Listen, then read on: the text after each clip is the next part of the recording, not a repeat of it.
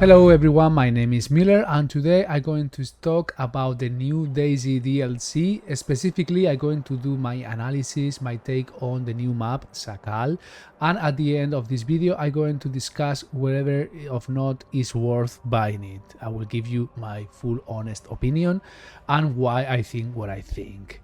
This, by the way, is the recently released trailer by the Bohemia Interactive team to do the teaser and the trailer for DayZ Frostline. I have been part of this experiment during a week and a half with only content creators playing the new map, and it has been an amazing experience. I can tell you, for me, Sakhal and DayZ Frostline resume and enhance the essence of what DayZ, I believe, is. It's a very good balance between the survival mechanics, experiences and challenges, as well as the PvP, gear, looting, fighting, tactics, strategy that is going with every Bohemia Interactive title, specifically DayZ and Arma series. And let's go to analyze Sakhal. The first thing I'm going to say about Sakhal is that it's very similar to a previously known map from Arma 3 called Tanoa. Here on the right we have Tanoa, and here on the left we have Sakhal. Even the volcano location, the mine quarry, the big city here, they are very similar. There is only a few small differences, like a big bunch of terrain has been removed from the northwest of the location, and also a good bite has been done to the island to the southeast. However, I believe Sakhal would be far more famous in the future than Tanoa was, and I have a lot of reasons to say it. So let's go into my analysis, my take on the new map and the new experience of DayZ Frostline with Sakhal. I have the impression that the level design, the experience has been better designed. Chernarus is of course very famous, and we all love it for the meaning of the beginning of the Arma series, the DayZ mod, Dean Hall, Frankie on PC, all this, we love Chernarus. But I have to tell you, I believe it doesn't really answer for the best optimized DayZ experience, because it's full of forest and the terrain is at a scale that sometimes doesn't match the weapon mechanics. For example, the distances are too long, and in DayZ there's not many guns that reach out 700-800 meters with ease like it is in the Arma series. It's much harder to hit something at 700 meters, and this has an impact of the experience how we play the PvP on the different maps. The other reason is because Chernarus is full of forest, and I have to tell you, for a very bad reason that happened to me 12 years ago, I ended up playing with a colleague I met in DayZ, and I realized a couple of matches after that he was using cheats. But this made me discover one key element of why Chernarus was a bad map for DayZ, and it was that it is full of forest. Okay, why I said that I discovered that the flaw on the map is on this design element? Well, because with these two matches that I played with a colleague that I met doing a DayZ experience, he had a cheat hack that was detecting players. And I didn't know that, but we were in the middle of the forest and we were saying, come with me, and we were having shootouts with groups in the middle of the forest, eating a can of beans or something like that. And I stopped playing with that player, obviously. And since then, I'm talking about 2013 or 14 or something like that. Since then, I never played with anyone that I know that use hacks. And I never had the encounters that I had with this person in these two only locations, which make me realize that Chernarus feels empty, but there is constant traffic everywhere. And the thing is that you don't notice, because people is running through the forest and you just don't see them. We all that played this game know that if you stay quiet on a tree, you can have people walking beside you and not noticing you at all. So the more forest you put, the more secure, safe zones you put for the people, but also you remove spaces in which players can interact on an aggressive PvP manner or on a friendly, I don't care. You just subtract these spaces from the player and player experience. This actually, it could be a good thing. You can use forest to be secure, to do something on a secure manner. But if it's 90% of the map, then you are reducing the chances of players encountering players, which leads to a lot of frustrations. And I think the most frustrating part of Chernarus is that you can walk for hours or even days without meeting anyone. And that's frustrating, to say the least. They modified the map and they did changes and stuff, and obviously the experience today is not the same that it was at the very beginning, but it's something that happens. Another solution for that could be the usage of vehicles and stuff like that to promote the player interaction, but still Chernarus would be difficult to promote this. Something very similar happens to Tanoa. Tanoa is full of forest, actually tropical forest, and it's really, really hard to find people.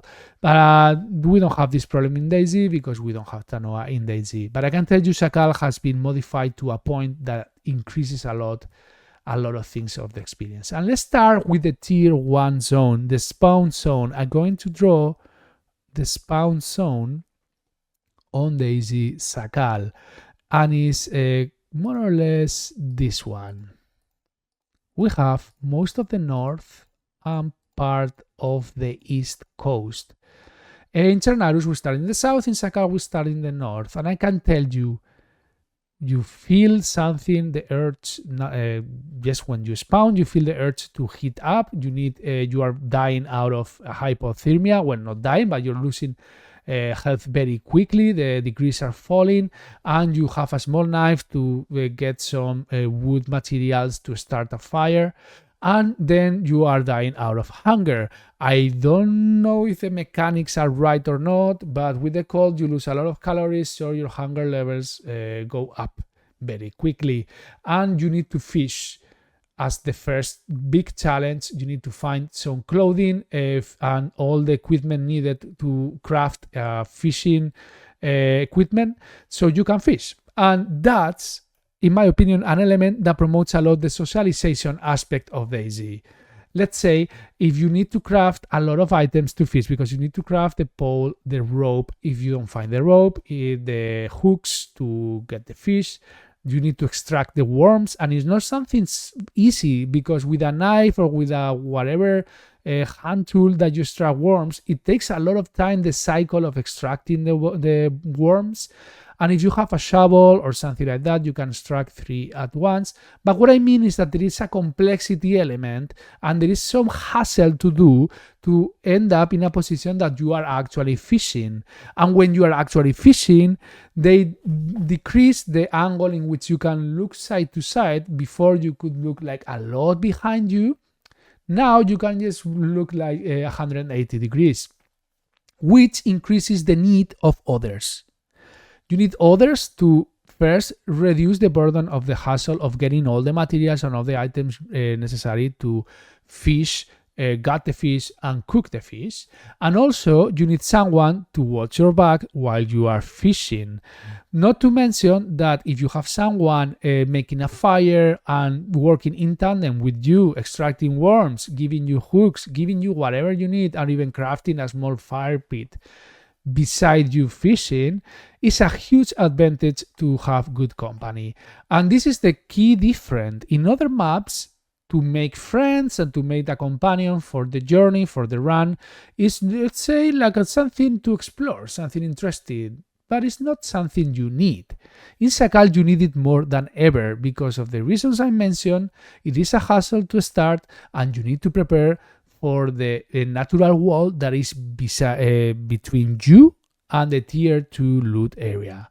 So this is the tier 1 loot area on the spawn point. You know that it only spawns very basic materials, not very good clothing, very basic guns and tools, and it's usually in this week and a half of the early access experience, everything was practically empty. You could feel like they balance a little bit the loot levels at the end of the experience, because at the very beginning you could loot the entire village and not finding anything that cuts, anything with a blade So you will need to go to the town beside Dinah, or like, it was just so hard. Also, people were not very familiar with the water mechanics. You can eat snow, or you can fill up a canteen with the snow. The problem is that the snow contains heavy metal poisoning materials that will make you sick. And that's a big challenge. There are some water sources that are clean, but in order to find those, it's better to have a map. Without a map, it's a little bit hard to find them. Later on, you discover there are small trails and more paths that lead to those. But still, till we all craft a memory of where these things are, is going to be a little bit of suffering regarding hydration. Another good reason to go with company to this challenge. The first thing you're gonna notice is the need to warm up and fish. There is an alternative that I practice, which is hunting sheep. Usually sheep spawns on the area of the town, a little bit inland. They seem hard to hunt, but actually with a little bit of dedication you can hunt. The only thing you will need to save your calories for the sprinting of the hunt. Don't go look for sheep sprinting, because you will drain your calories, and when it's really time to do the sprint for hunting, you will be in red and you will be in trouble. It's not like you're gonna die, but you're gonna lose some health and you're gonna start badly the match, the run, let's say. It's very important to have a strong start on Sakhal. Sakhal is much tougher than other maps, so you need to have at least good let's say the food and water aspect, which is a challenge, and of course have the heat buff before entering on the second zone, which I call the natural wall. Okay, and the natural wall is the following. This is the tier 1 zone, and between tier 1 and let me draw a polygon here. That's right. Between the tier 1 area and the tier 2 area, there is a natural formation of mountains and the volcano that occupies a good bunch of the area. So you will be faced with a really large area of terrain with very low food or water, not to mention loot in general. It is wild natural landscape with either clean snow on the volcano area or loads of forest without anything else in the rest of the area. That means also that the temperature is going to drop. There are blizzards on the open areas. You have wolf attacks, which is an extra reason to prepare very strongly your run or go with some company, because I can tell you, even with the rough guns that you start at the beginning with, if you don't have plenty ammo, it's going to be hard to take out 3 to 5 wolves. They are not that easy.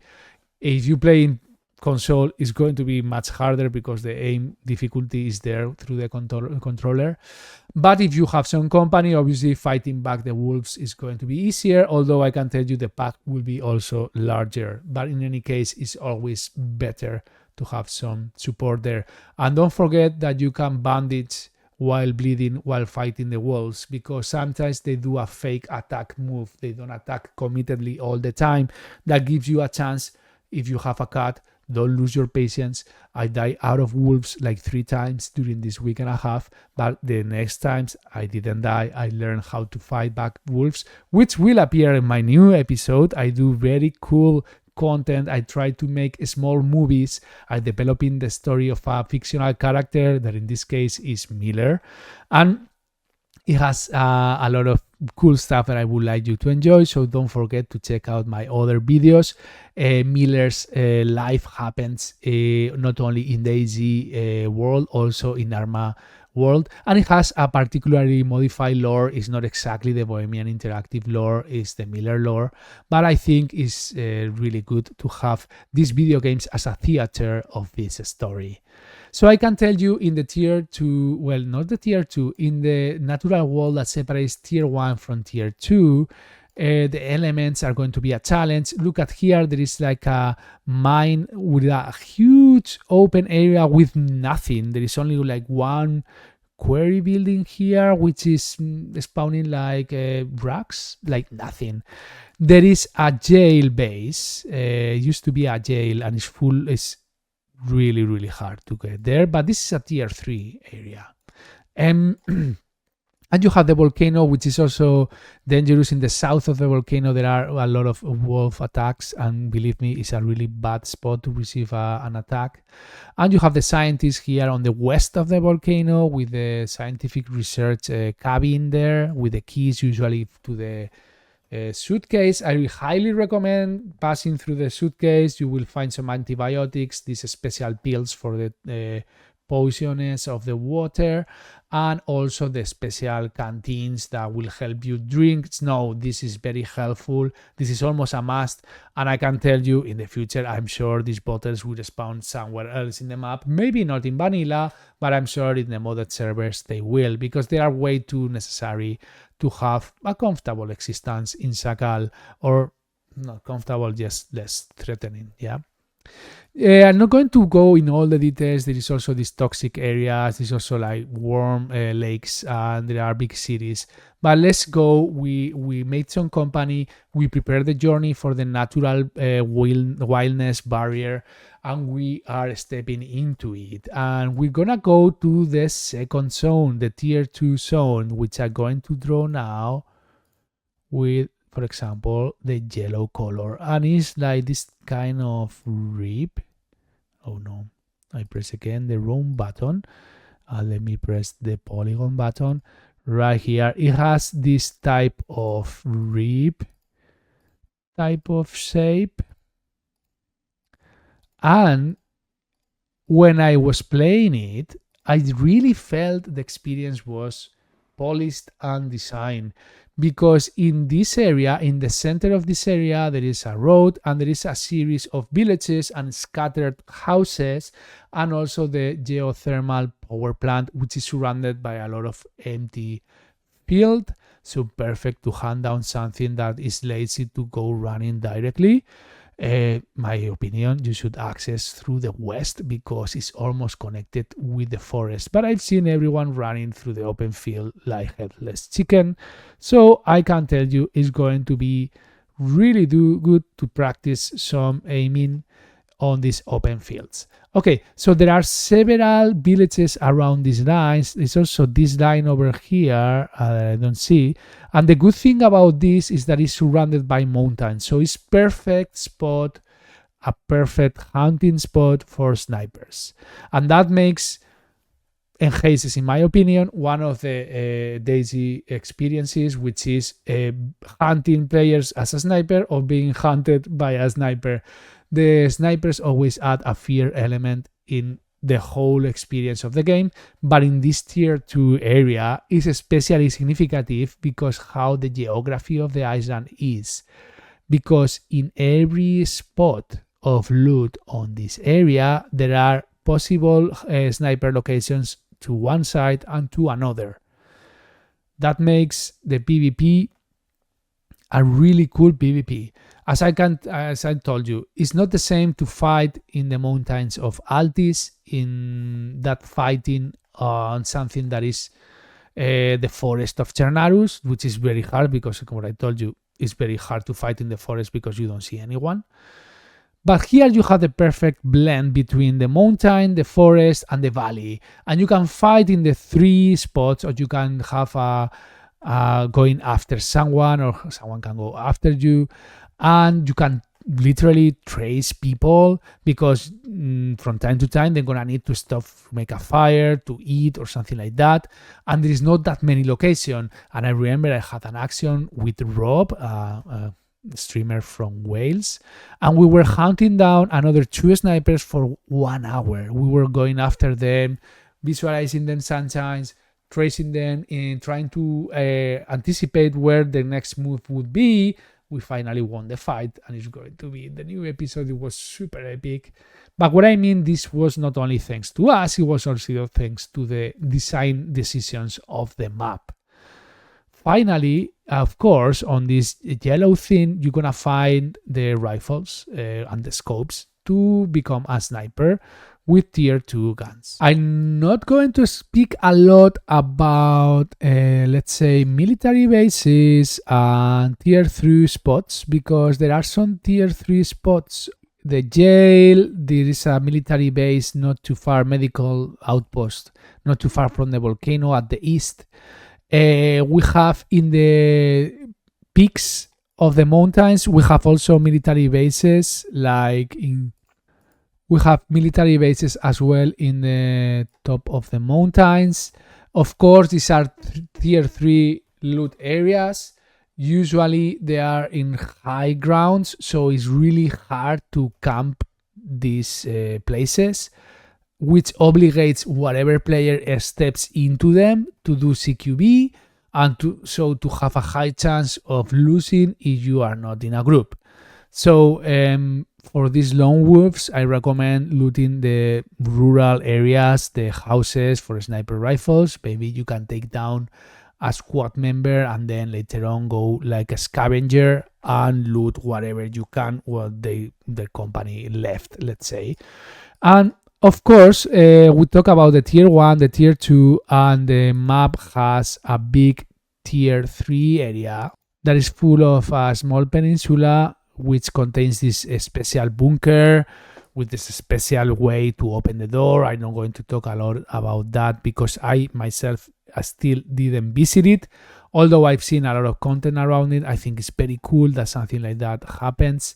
I have seen as well the loot explosion that is inside the bunker. I don't think we ever seen that on a vanilla DayZ map. Like ton of boxes of ammo, like usually even in tier 3 you will find one box here, one box there, but not 5 boxes aligned on the same spot. So it's definitely worth going to the bunker. Very soon would be almost like a must. We can understand this island is also the full tier 3 experience is changed. It's very well done. You can also go walking through the ice, or you can take a boat and navigate around, which in my opinion for me is an amazing addition. You know, the engine of DayZ is really bad with vehicles and there are very little importance on vehicles in DayZ. I hope this is a problem that DayZ 3 and Armored Reforger will fix in the future. And I played Armored Reforger and I've seen the physics and the features they included on the whole vehicle experience, and I can tell you, if there is a DayZ 3, vehicles are going to be a thing and are going to be enjoyable.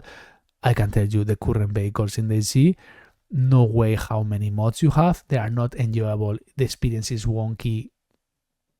It's very wonky, okay? Not to mention that you can still have a genuine DayZ-alike experience with a ton of vehicles. And that in fact was the Arma 2 mod. They have much more vehicles. It was easier to get into a vehicle that is fully loaded to be used, let's say. And also in the mods of Arma 3, like Exile and other things, or Wasteland, vehicles are used very commonly, and you can still have this essence of the PvP and the storylines from DayZ. But in Sakhal, there's not going to be a lot, but there's going to be some cars around, some vehicles, and boats. And the boats are going to be, well, the king of the map, because it will give you a mobility. You will be able to have your base here, go to take your colleague from the spawn area, go back.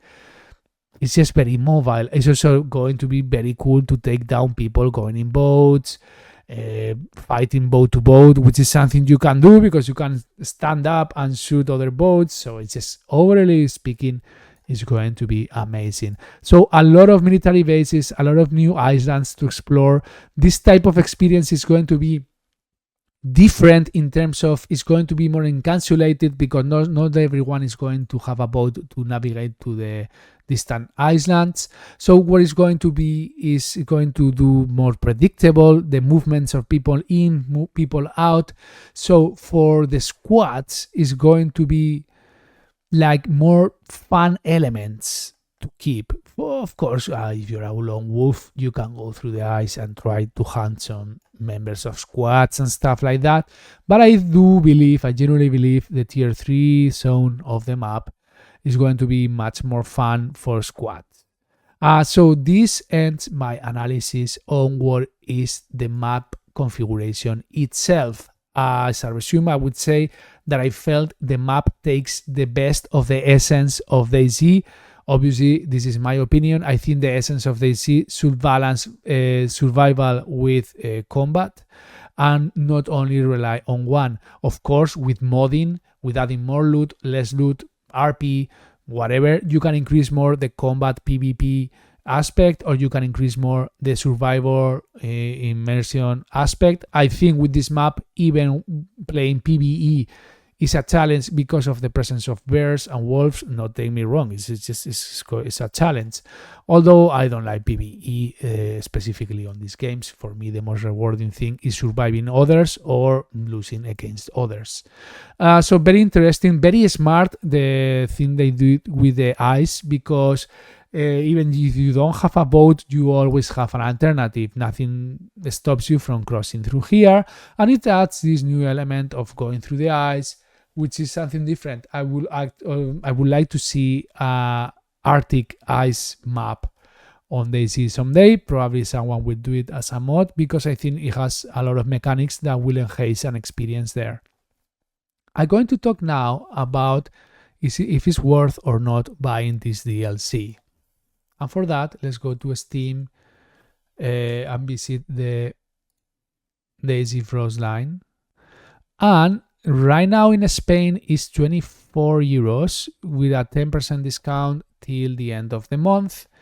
Today is 15th of October of 2024, and of course this price will drop with the time. It will drop with the Steam offers, and I've been hearing the opinions of different content creators of the Spanish community, I have to say, that they were saying that it's not worth the price. But on the other hand, they were all saying that the experience in Sakhal has been amazing so far.